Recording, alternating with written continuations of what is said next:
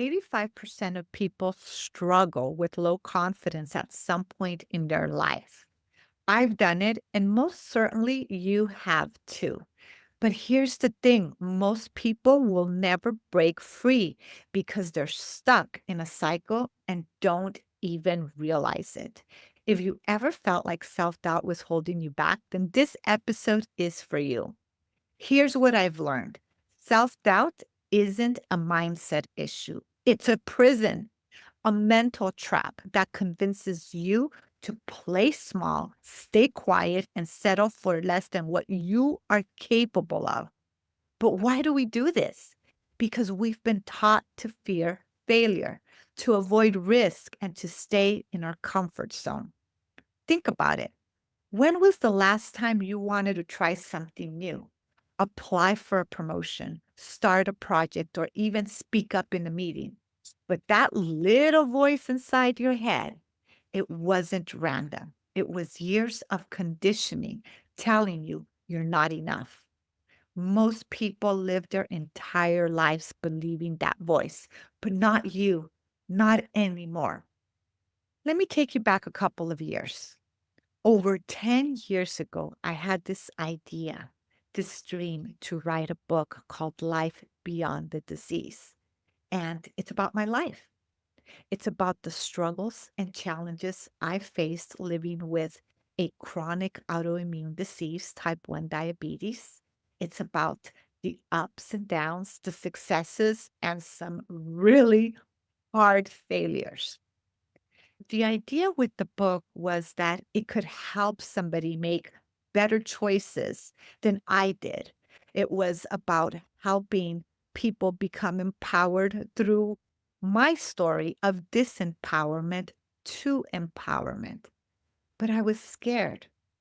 The voice inside my head said, "What will people think of you? What will people think of you when they know how much you've really messed up in life? What will people think of you when you become so raw and vulnerable?" And that held me back for 10 years until my mother died of COVID-19.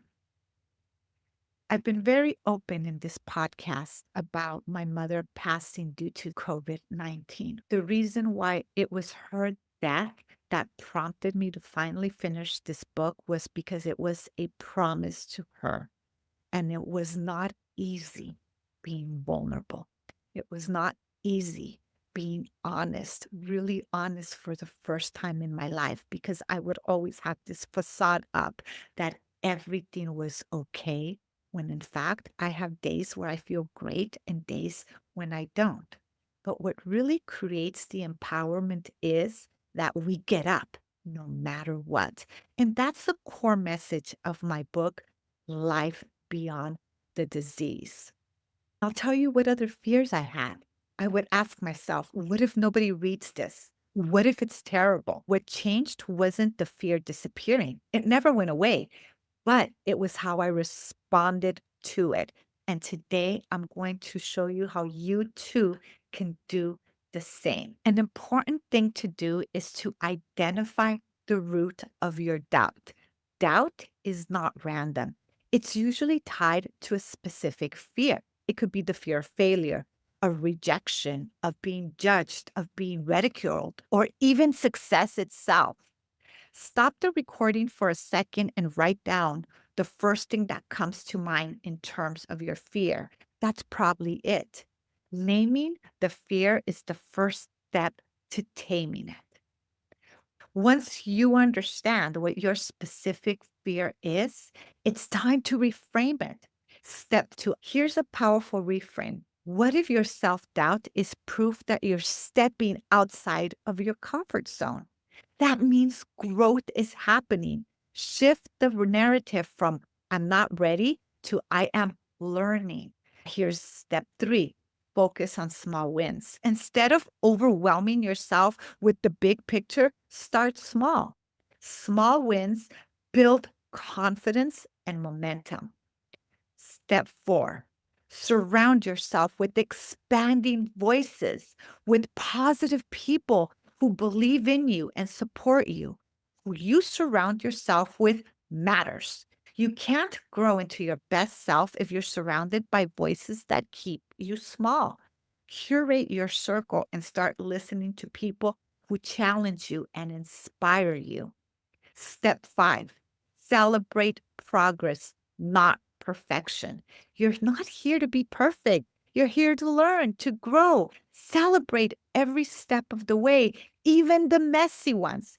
Progress is what builds confidence, it's what builds belief, it's what builds a strong sense of self.